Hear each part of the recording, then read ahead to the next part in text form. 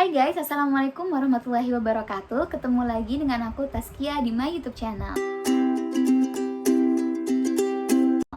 Nah, baru-baru ini dunia maya itu sedang digemparkan oleh salah satu video TikTok yang diunggah oleh akun Info Bumil dan Si Kecil.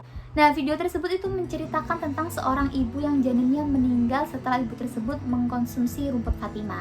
Nah, di video kali ini kita akan bahas yuk, gimana kenapa bisa terjadi hal tersebut pada ibu itu. Nah, oke, pertama kita akan kenalan dulu nih, apa itu tanaman rumput Fatimah dan kandungan apa sih yang terdapat di dalam rumput Fatimah ini. Jadi rumput Fatimah atau yang memiliki nama lain Labisia pumila ini merupakan salah satu tanaman berbunga yang berasal dari negara tetangga yaitu Malaysia. Dan di Malaysia sendiri, rumput Fatimah ini sudah banyak dikonsumsi oleh wanita, terutama wanita yang hamil, dengan tujuan untuk mempermudah proses persalinan. Atau dipercaya rumput Fatimah ini bisa mempermudah kontraksi ketika persalinan. Nah, setelah aku cari tahu tentang rumput Fatimah ini, beberapa penelitian itu menunjukkan bahwa Nah, setelah aku cari-cari nih tentang rumput Fatimah, beberapa penelitian itu menunjukkan bahwa rumput Fatimah ini mengandung sebuah senyawa yang bernama fitoestrogen. Nah, fitoestrogen ini strukturnya itu mirip dengan hormon estrogen yang diproduksi oleh tubuh kita. Nah, selanjutnya kita akan belajar nih apa itu hormon estrogen, kemudian apa sih yang sebenarnya terjadi pada seorang wanita ketika dia sedang melahirkan. Oke, sebelum aku membahas tentang hormon estrogen, aku mau kenalin dulu tentang struktur organ yang berperan ketika seorang wanita itu melahirkan. Jadi, ketika seorang wanita itu hamil, bayinya itu akan disimpan di dalam sebuah organ yang dinamakan rahim atau yang kita sebut dengan uterus. Nah, di ujung rahim ini ada sebuah bagian yang namanya yaitu serviks atau yang masyarakat kenal sebagai mulut rahim. Nah, di sini ketika seorang wanita itu akan melahirkan secara normal, bayi tersebut itu akan keluar dari rahim, kemudian melewati mulut rahim dan keluar melalui vagina. Nah, hormon estrogen sendiri itu sebenarnya sudah diproduksi oleh tubuh kita, baik ketika seorang wanita itu hamil maupun tidak hamil. Nah, di awal kehamilan sebenarnya hormon estrogen itu biasa-biasa aja tuh kadarnya, tapi ketika menjelang kelahiran akan terjadi yang namanya lonjakan hormon estrogen. Nah, jadi di tahap itu tuh hormon estrogen tuh tiba-tiba naik. Tujuannya adalah untuk mempermudah proses persalinan. Hormon estrogen sendiri itu bisa menyebabkan perubahan pada dinding rahim seorang wanita ketika akan melahirkan. Jadi dia itu bisa meningkatkan taut antar sel otot dinding rahim. Nah, gimana sih? Jadi hormon estrogen itu bisa menggabungkan sel-sel otot polos yang ada di dinding rahim. Jadi sel satu digabungin sama sel lain, terus digabungin sama sel lain, sehingga nantinya dia itu bisa menghasilkan kontraksi yang kuat untuk bisa mengeluarkan bayi dari dalam rahim. Selain itu, estrogen itu juga bisa meningkatkan jumlah reseptor oksitosin pada dinding rahim. Nah, oksitosin sendiri ini adalah hormon yang juga bisa merangsang terjadinya kontraksi dinding rahim. Nah, yang ketiga, estrogen itu juga bisa merangsang produksi prostaglandin, di mana prostaglandin ini akan merangsang terbentuknya enzim-enzim dan akan menyebabkan terputusnya jaringan ikat.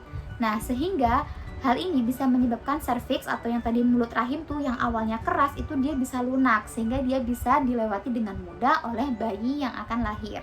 Nah, terus pertanyaannya, apa sih yang akan terjadi ketika ibu itu hamil lalu rahimnya itu berkontraksi terlalu kuat? Nah, yang pertama itu bisa terjadi ruptur uteri atau kondisi di mana terjadi robekan pada dinding rahimnya.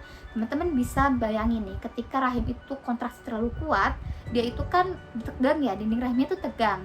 Nah, lama-kelamaan itu bisa merobek si dinding rahimnya. Nah, pada ibu yang sedang hamil, itu dinding rahimnya itu sedang dipenuhi oleh pembuluh darah untuk mensuplai nutrisi ke janinnya. Nah, kalau misalnya dinding rahimnya ini robek, otomatis kan pembuluh darahnya ini ikut robek, sehingga terjadi perdarahan pada ibu hamil yang bisa menyebabkan terjadinya shock. Nah, selain itu, kontraksi yang terlalu kuat itu juga bisa menyebabkan kondisi atonia uteri atau kondisi ketika si rahim itu tidak bisa lagi berkontraksi. Nah, jadi ini bayinya udah lahir tuh, tapi setelah bayinya lahir, rahimnya ini nggak bisa kontraksi lagi karena tadi itu kontraksinya sudah terlalu kuat. Padahal kontraksi rahim itu dibutuhkan setelah melahirkan untuk menghentikan perdarahan. Jadi karena dia nggak bisa kontraksi, otomatis perdarahannya itu akan terus berlanjut, sehingga hal ini juga bisa menyebabkan shock pada ibu yang melahirkan. Nah, makanya nih di video itu disebutkan kalau ibunya ini mengalami shock karena perdarahan. Nah, kemudian pertanyaannya, apakah rumput Fatimah ini memang berbahaya untuk ibu hamil atau tidak? Nah, sebenarnya di video kali ini aku juga tidak bisa memastikan apakah rumput Fatimah ini berbahaya atau tidak untuk ibu hamil. Beberapa penelitian yang sudah aku baca seperti tadi yang udah aku sebutkan di awal video, kalau rumput Fatimah ini kan mengandung sebuah senyawa fitoestrogen, di mana penelitian-penelitian itu sudah membuktikan bahwa fitoestrogen itu bisa meningkatkan kontraksi, tapi penelitian ini masih terbatas pada hewan-hewan saja. Jadi belum ada penelitian terhadap manusia apakah rumput Fatimah ini aman dikonsumsi oleh ibu hamil, kemudian dosisnya berapa yang aman dikonsumsi oleh ibu hamil, itu sampai sekarang belum ada. Nah, permasalahan selanjutnya adalah rumput Fatimah ini kan dikonsumsi dengan cara dia itu direbus dulu dengan air, kemudian air rebusannya ini diminum oleh ibu yang akan melahirkan. Nah, kita tuh nggak pernah tahu berapa dosis fitoestrogen yang terkandung dalam air rebusannya tadi. Bisa jadi dosisnya rendah atau bisa jadi dalam rebusan tersebut dosisnya memang sangat tinggi sehingga menyebabkan kontraksi yang berlebihan. Selain itu, perlu juga dikonfirmasi dan juga dievaluasi di video tersebut apakah kondisi ruptur uteri atau robeknya dinding rahim dan juga perdarahan pada ibu hamil tersebut itu murni karena rumput Fatimah atau karena ada faktor-faktor yang lain. Karena kondisi ruptur uteri dan juga perdarahan di ibu hamil itu banyak sekali faktor yang mempengaruhi. Bisa dari ibu hamilnya, bisa juga dari janinnya, dan masih banyak faktor lagi yang mempengaruhi. Nah, jadi perlu digarisbawahi teman-teman, di video ini tuh aku nggak mengarahkan kalau rumput Fatimah ini bahaya, rumput Fatimah ini aman, tapi memang sampai sekarang belum ada penelitian yang membuktikan bahwa rumput Fatimah ini aman untuk ibu hamil. Nah, mungkin di video ini aku mau mengingatkan untuk ibu-ibu hamil, apalagi ibu hamil yang masih di trimester pertama ataupun di trimester akhir mau melahirkan, jangan pernah mengonsumsi tanaman herbal, obat herbal, atau obat-obatan lain secara sembarangan. Pokoknya jangan pernah karena katanya akhirnya ibu-ibu tuh mencoba-coba obat-obat tertentu, itu jangan pernah. Nah, sebenarnya aku pribadi tuh bukan orang yang kayak anti banget sama obat herbal, nggak boleh konsumsi obat herbal, sebenarnya nggak kayak gitu ya. Tapi alangkah lebih bijaksananya kalau ibu-ibu sekalian, bumil-bumil sekalian itu mengkonsultasikan kepada dokter yang sedang merawat apakah obat ini tuh aman untuk dikonsumsi. Bahkan ya, ketika seorang dokter itu mau meresepkan obat untuk ibu hamil itu mereka benar-benar sangat hati-hati.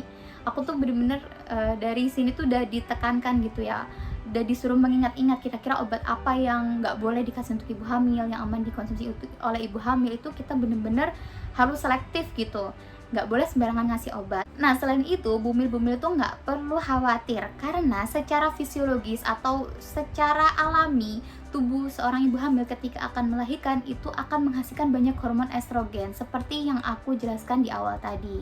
Nah, jadi tanpa bantuan obat-obatan pun rahim seorang wanita ketika dia mau melahirkan itu bisa berkontraksi dengan baik untuk bisa mengeluarkan bayi sebesar itu. Keren kan? Kalaupun proses tersebut itu tidak bisa berjalan dengan lancar, pastinya dokter atau bidan yang menangani persalinan itu akan memberikan obat-obatan dengan dosis tertentu dan sudah terbukti aman untuk ibu hamil untuk bisa mempermudah proses persalinannya. Jadi sebenarnya ya nggak perlu ibu hamil tuh coba konsumsi ini, konsumsi itu untuk memperkuat kontraksinya, itu sebenarnya nggak perlu. Cukup ikuti aja apa kata dokter atau kata bidan yang menangani karena mereka pun juga sudah paham dan akan memberikan obat-obatan yang dipastikan aman. Nah, jadi di sini sekali lagi aku ingetin di akhir video ini, jangan pernah sembarangan iseng-iseng sembarangan konsumsi obat ketika hamil karena kita nggak pernah tahu itu efeknya apa ke janin kita. Jadi konsultasikan dulu ke dokter yang menangani Anda sekalian. Oke, mungkin sekian video dari aku. Kalau mungkin ada yang kurang penjelasannya, silahkan bisa teman-teman tambahin di kolom komentar. Atau kalau mungkin ada yang mau berdiskusi juga silahkan ditambahkan di kolom komentar. Kalau kalian suka video ini, jangan lupa klik like. Jangan lupa juga subscribe buat kalian yang belum subscribe. Dan yang terakhir, jangan lupa share video ini biar lebih banyak orang yang teredukasi, lebih banyak orang yang tahu, dan kejadian-kejadian seperti ini itu bisa diminimalisir. Oke, terima kasih teman-teman. Wassalamualaikum warahmatullahi wabarakatuh.